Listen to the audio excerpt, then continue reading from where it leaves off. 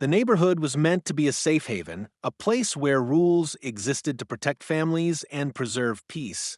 Yet, one neighbor decided that her personal hatred outweighed compassion, decency, and even the law itself. When the shot rang out, it wasn't just the sound of a gun, it was the sound of trust shattering, of innocence stolen, and of a fragile life being torn apart.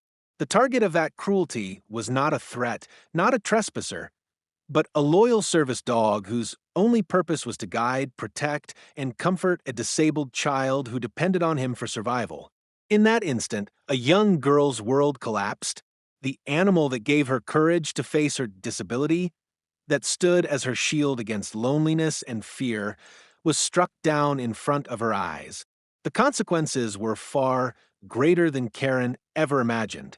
She thought it would be just another act of intimidation, a way to bend a family to her twisted will under the guise of HOA authority. But her arrogance blinded her to the storm she had unleashed. With one reckless pull of a trigger, she transformed herself from a neighborhood bully into a federal case. The devastation she caused rippled far beyond the shattered family, reaching into the halls of law enforcement and drawing in forces she never anticipated. What began as harassment over petty HOA rules escalated into a crime that revealed hidden layers of corruption, greed, and illegal dealings lurking beneath her polished facade. The bullet that struck an innocent service dog became the evidence that cracked open a case no one saw coming. And as the investigation deepened, it became clear that Karen's downfall would not end with angry neighbors. It would end with the full weight of the FBI crashing down on her doorstep. Life in the neighborhood had once felt stable, almost idyllic, like the kind of place where families could grow roots and children could feel safe riding their bikes down clean sidewalks. The houses were neat, the lawns trimmed, and the rules, though sometimes strict, were intended to maintain harmony. For one family, this sense of order was especially important. They were raising a daughter who faced challenges many could never fully understand. Her disability required patience, love, and above all, the steady companionship of her service dog. That animal wasn't just a pet, he was her lifeline.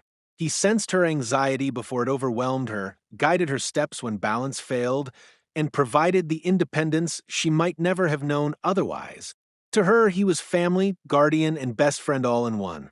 Their home had always been a sanctuary, a place where the outside world's cruelties were kept at bay. The gentle rhythm of daily life revolved around routines, early morning walks with the service dog, afternoons filled with therapy appointments, evenings where the family gathered for dinner and laughter. The neighborhood itself seemed to accept them at first, nodding politely as they passed, perhaps unaware of the depth of struggle and resilience hidden behind the family smiles. And for a time, there was peace. The family clung to that fragile normalcy because it meant their daughter could have something resembling a childhood unclouded by constant battles. But peace in communities governed by homeowner associations can be fragile. The same rules meant to preserve beauty and order can also empower the wrong type of people, those who twist authority into a weapon. Karen was one of them. She wasn't merely a stickler for the rules.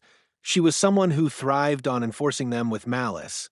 Small infractions that others overlooked became, in her eyes, unforgivable crimes. A recycling bin left out too long, a lawn ornament she deemed unsightly, a car parked an inch too close to the curb. All of these were enough to fuel her complaints. But when she noticed the family's service dog, her disdain sharpened into an obsession. At first, it was subtle. She muttered about extra animals being against the rules, though service dogs were federally protected. She glared when the dog accompanied the girl into common areas, whispering to anyone who would listen that the animal was a nuisance. The family tried to dismiss it as harmless gossip, the kind of negativity best ignored. After all, they had endured enough challenges in life to know that not every battle was worth fighting. But deep down, there was an unease, a shadow creeping into the edges of their peace. The daughter, though young, could sense it. Children are perceptive, especially those who rely on intuition and emotional cues as heavily as she did. She began to ask why the neighbor seemed angry every time she saw her dog. She started clinging to his harness more tightly when they passed Karen's house, her comfort replaced with a tremor of fear. The parents reassured her, but inside they worried. They had worked tirelessly to create an environment where their daughter could feel safe. Karen's hostility was threatening to unravel that delicate balance. Still, they pressed on with life, refusing to let a bitter neighbor dictate their happiness. The dog continued to fulfill his duties, loyal and unshakable, always by the girl's side. His presence gave her courage to attend school events, therapy sessions, and family outings. He was more than a trained companion. He was a living symbol of her strength and her right to live without shame. It should have ended there. Karen could have remained just another difficult neighbor, her complaints fading into background noise. But power has a way of emboldening those who seek control. The HOA board, often influenced by the loudest voices, began listening more closely to Karen's grievances. Each meeting seemed to bring another pointed remark about the dog, another attempt to twist the rules in ways they were never intended. What started as muttered insults was hardening into a campaign. The fragile peace that once filled the family's days was cracking. The girl sensed the tension at home when her parents whispered late at night about letters they received from the HOA. She noticed the way her dog seemed more alert on walks, his training attuned to her heightened anxiety. The parents tried to shield her from the worst of it. But how do you hide the weight of a neighbor's vendetta when it creeps into every corner of your life? This was the turning point, where harmony began to dissolve and shadows stretched across the family's sanctuary. They could still laugh together, still find joy in small victories, but always with the knowledge that trouble was brewing. Peace was no longer a guarantee. It was a fragile gift, one that could be shattered in an instant. And with Karen watching their every move, waiting for the moment to strike, that instant was fast approaching. It started with letters, thin envelopes slipped into the family's mailbox, always stamped with the HOA's emblem. The first one seemed almost routine, a friendly reminder about regulations concerning pets. It cited a section of the bylaws that prohibited excess animals and warned of fines if the rule was violated. The parents read it twice, confusion furrowing their brows. Service dogs weren't pets, and the law was clear. No HOA could override federal protections. They thought it must have been a clerical mistake. But when they brought the letter to the next HOA meeting, Karen was waiting. She stood tall at the podium, her arms crossed like a general commanding her troops. Her voice dripped with venom as she accused the family of abusing the system, insisting that their dog wasn't really a service animal but a mere pet being passed off as one. Gasps and murmurs rippled through the room, some neighbors shocked by her audacity, others quietly emboldened by her arrogance. The family defended themselves calmly, explaining the dog's certification and the daughter's condition, but Karen wouldn't let it go. She pounded the podium with her fist, shouting about unfair privileges and special treatment. That night, the fragile respect between neighbors cracked into open hostility. From that moment forward, Karen's warpath intensified. She didn't just file complaints, she launched a campaign of harassment. Every morning, she walked the neighborhood with her phone in hand, snapping pictures of the service dog in the yard, of the girl holding his harness, of the parents escorting him into the common park. Each image became evidence in her growing stack of accusations. She demanded fines, threatened liens on their property, and even tried to rally other residents by spreading lies that the dog barked constantly, that it was aggressive, that it scared children. None of it was true, but rumors have a way of taking root when repeated loudly enough. The family soon realized that ignoring her wasn't an option. The HOA board, weary of Karen's relentless pressure, began to cave. Notices arrived more frequently, fines were threatened more aggressively, and board members seemed unwilling to stand up to the woman who dominated every meeting. It felt less like a community and more like a battleground, with Karen as the self-appointed commander. For the daughter, the harassment was crushing. She had always relied on her service dog to help her face the world, but now she hesitated to go outside. Each walk felt like a parade under Karen's watchful eye, her phone camera flashing as if to declare, "You don't belong here." The girl began to withdraw, her shoulders slumping, her laughter fading. The dog, ever attuned to her emotions, leaned against her more often, trying to comfort her with his steady presence. He could not understand human malice, but he sensed the danger pressing in. Behind closed doors, the family wrestled with despair.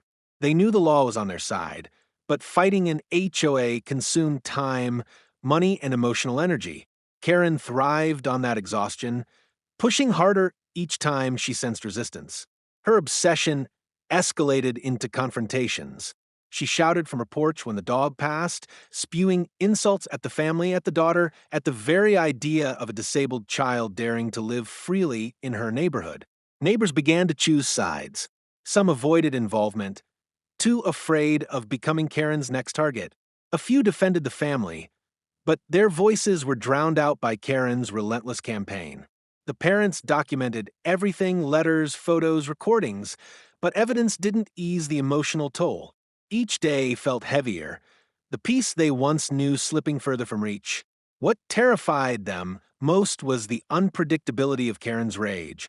Rules and fines were one thing, but the hatred in her eyes suggested something darker. She wasn't just seeking control, she was seeking destruction. It became clear when she began muttering threats. At first, it was under her breath.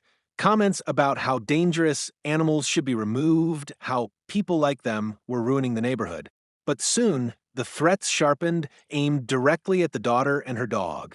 She claimed the animal was a hazard, that one day she would take care of the problem herself.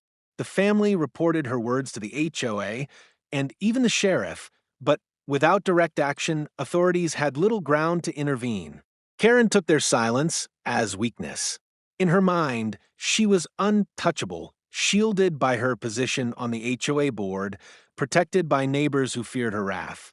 She strutted through the community like a monarch surveying her kingdom, certain that no one could challenge her authority. Each day her hostility grew bolder, more reckless, feeding off the power she believed she held. The family clung to resilience, but even resilience has limits. Nights grew restless, filled with whispered worries about safety. The daughter often woke in tears, clinging to her dog as though he were her last shield against the world. And through it all, Karen smiled, a twisted, smug grin that promised things would only get worse. The warpath had been set. The letters, the fines, the confrontations, they were no longer enough for her. Karen wanted victory, absolute and final. She wanted the dog gone, the family broken, and her control unquestioned. What she didn't realize was that her obsession was leading her to cross a line from which there would be no return. The rules of the HOA had given her power, but the moment she chose violence, that power would crumble beneath the weight of consequences she couldn't escape. And as the days ticked by, as her temper reached its boiling point, that inevitable line drew closer. The neighborhood didn't know it yet, but the calm before the storm was ending. The sound of a gunshot would soon shatter the night, and with it, the mask of control Karen had worn for far too long. The evening was still, the kind of calm that made the world feel suspended in a fragile balance. The sun had set behind the rooftops, and the air carried the faint hum of crickets. Families were winding down inside their homes, lights flickering on one by one, while the quiet streets offered a false sense of safety. For the family, it was just another night of routine. Their daughter sat in the living room, her service dog curled loyally at her side. He was always close, always attentive, never more than a breath away from the girl he was trained to protect.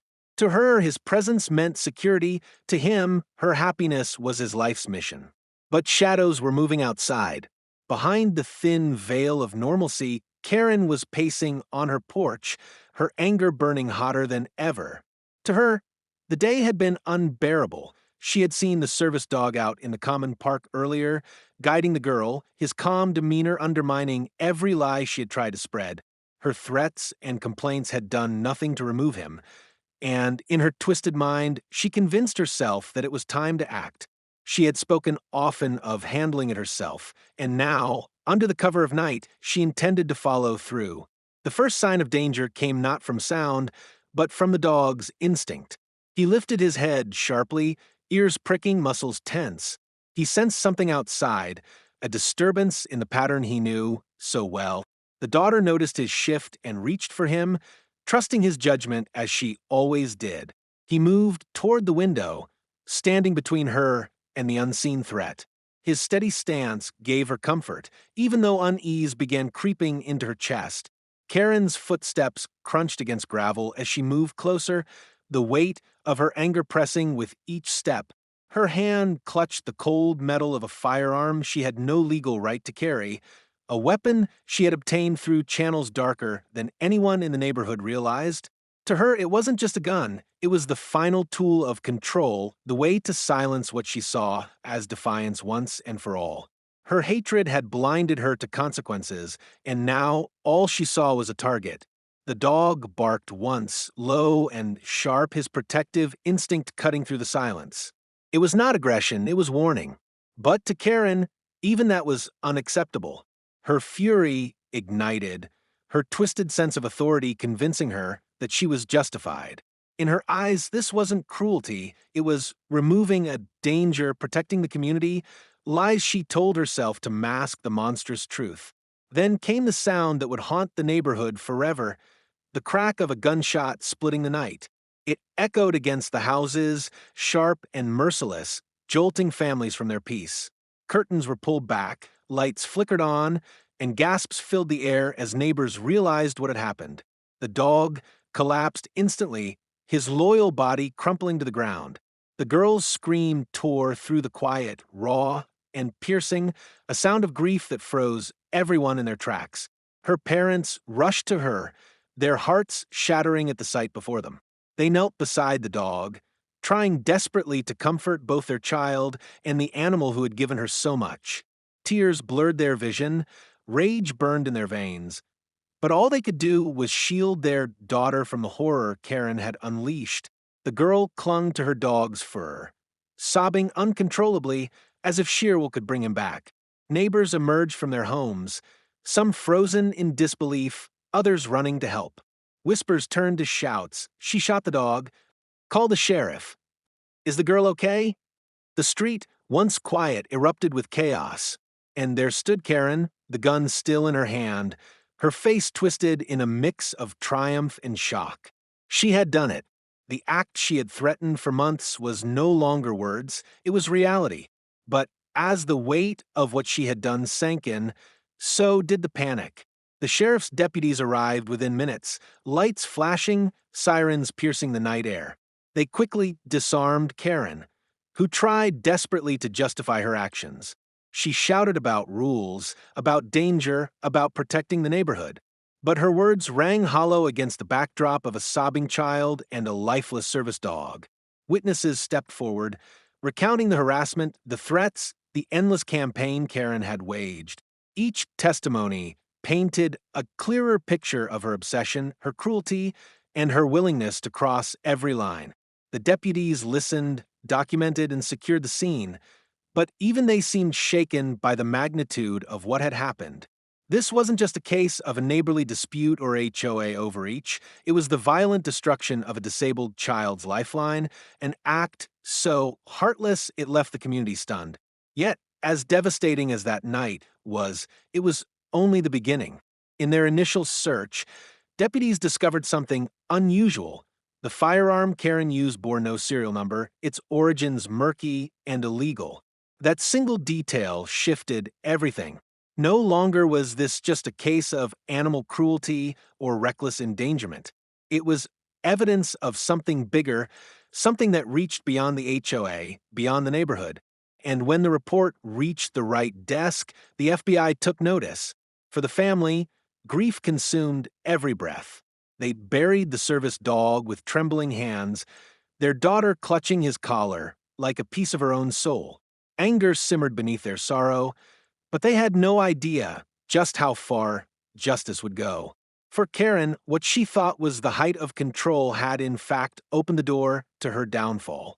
The bullet she fired had not only silenced an innocent life, but also awakened a force far greater than she could ever have anticipated.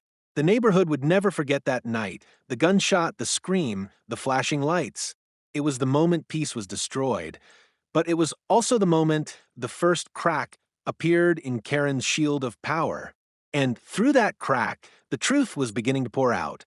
In the days after the gunshot, the neighborhood wore a different face. The once quiet streets carried a heavy silence, broken only by whispers and uneasy glances exchanged between neighbors. The image of Karen standing with the smoking gun lingered in everyone's mind, a scar on their collective memory. Yet, beneath the grief and outrage, something deeper was brewing, an investigation that would reveal truths far more sinister than anyone had imagined. At first, the sheriff's department treated the case as one of animal cruelty and reckless endangerment. The scene was documented, witness statements collected, and Karen was detained. Her arrogance didn't falter in those first hours.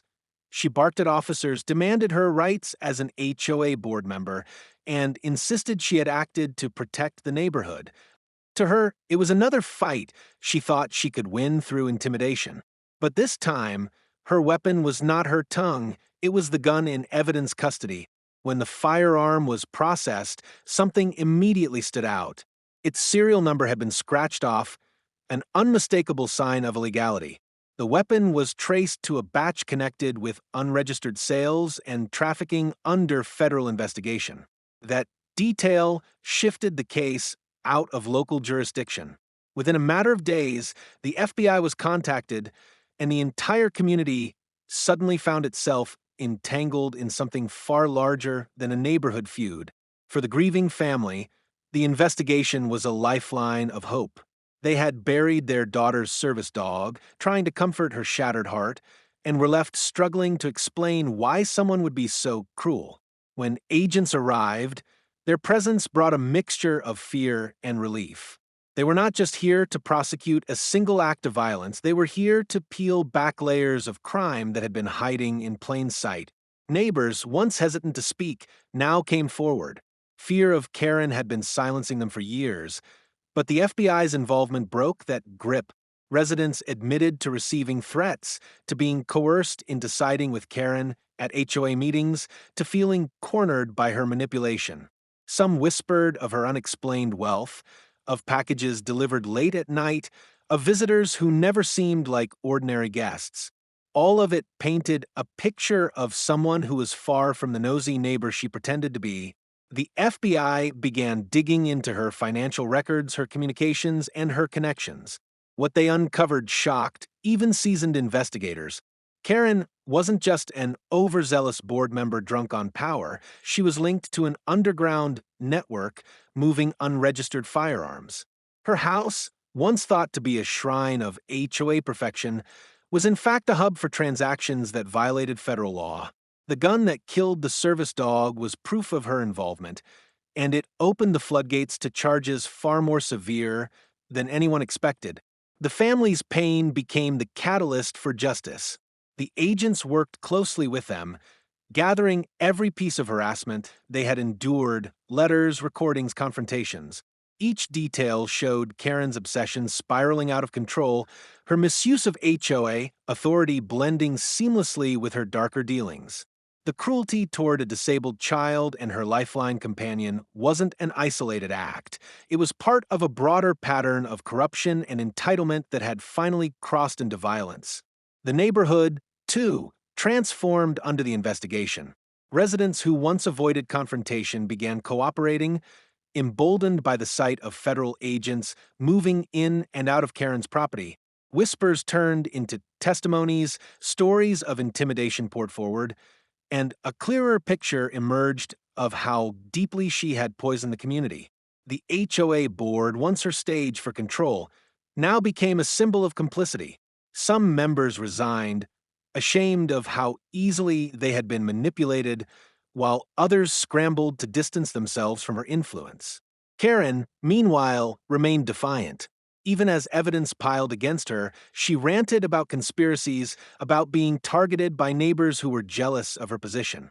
She accused the family of exaggerating their daughter's condition, of staging sympathy for attention. Her words, once loud enough to sway, now fell on deaf ears. No one believed her anymore, not with the FBI laying out evidence of her crimes piece by piece. The daughter, though still grieving, became a quiet symbol of strength. She clutched her dog's collar wherever she went, her small frame carrying the weight of a battle far larger than herself. Neighbors began rallying around her, leaving gifts, cards, and even offers to help her family find a new service dog. For the first time in years, the power shifted.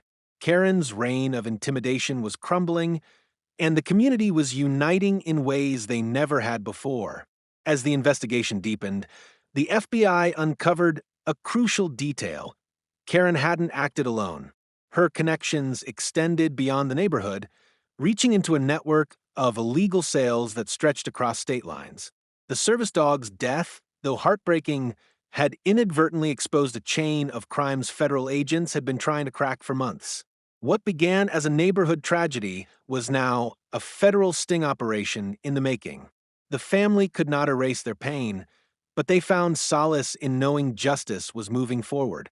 Every interview, every piece of evidence, every tear shed was building toward accountability. They had been pushed to the brink of despair. But now they stood at the center of a case that would ensure Karen could never hurt anyone again.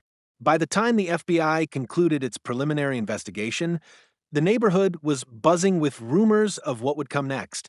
People spoke of court dates, of charges so severe Karen would never return home, of the possibility that the entire HOA could face restructuring. For years, she had acted untouchable, but now the cracks in her empire had widened into a collapse. And for Karen, the illusion of control was over. The FBI had taken interest, and they weren't just knocking at her door, they were preparing to bring her entire world crashing down. The moment Karen pulled the trigger, she sealed her fate, though she didn't realize it at first. For days, she strutted with the same arrogance she always had, convinced she could twist the narrative. She told anyone who would listen that the family had provoked her, that the service dog was a menace, that she was defending her community. But the days of her voice carrying weight were over. This was no longer about HOA rules or neighborhood disputes. It was about federal crimes, and the FBI was preparing to make an example out of her. The sting operation was set in motion, quietly, without fanfare, but its ripples were felt throughout the neighborhood. Black SUVs began appearing at odd hours. Agents in plain clothes walked the streets, interviewing residents, knocking on doors, and piecing together the full scope of Karen's activities. What they uncovered painted a damning picture. Karen had been using her position on the HOA not only to bully her neighbors, but also to mask a web of illegal dealings. Behind her manicured lawn and prim smile, she had been trafficking unregistered firearms, laundering money through phony HOA fines, and funneling influence through board votes to cover her tracks. The FBI worked methodically, ensuring every thread was tied before they moved. Surveillance revealed late-night meetings in Karen's garage, shipments arriving under false names, and communications that linked her directly to a network under active federal watch.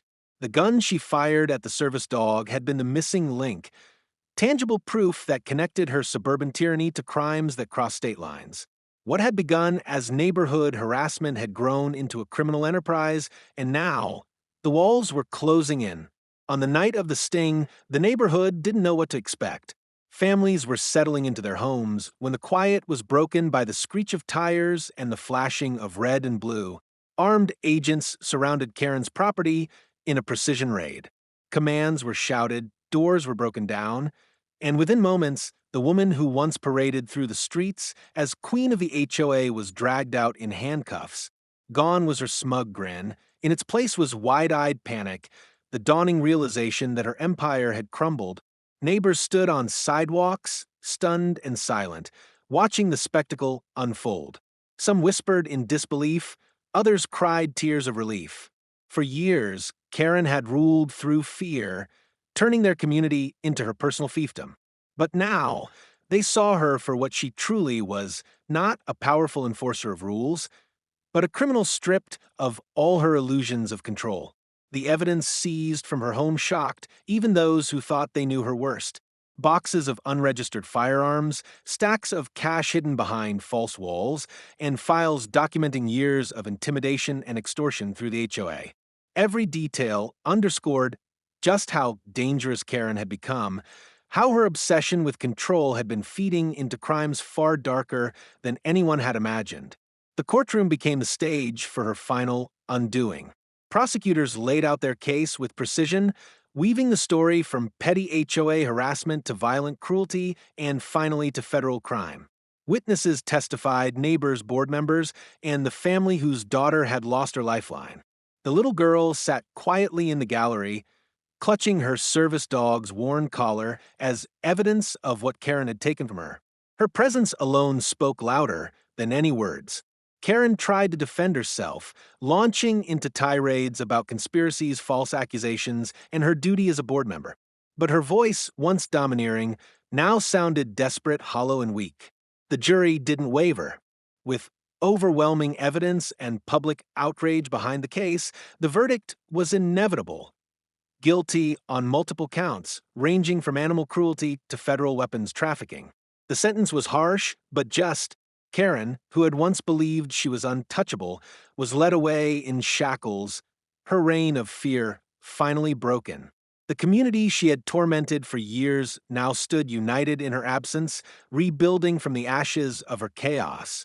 For the family, the ruling brought a measure of closure. Nothing could bring back their daughter's loyal companion, but knowing that justice had been served allowed them to begin healing.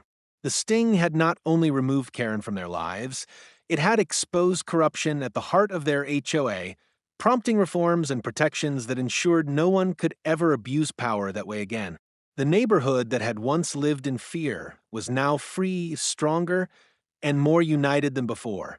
And for the FBI, the sting marked the successful dismantling of a wider network, all triggered by one reckless act of cruelty. Karen had believed she was untouchable, but in reality, she had been the weakest link in a chain of crime, and her downfall had brought the whole system crashing down. Her name became a warning, her story a cautionary tale. In the end, the woman who had sought control lost everything, exposed not as a leader but as a criminal undone by her own arrogance. When the dust finally settled, the silence in the neighborhood felt different.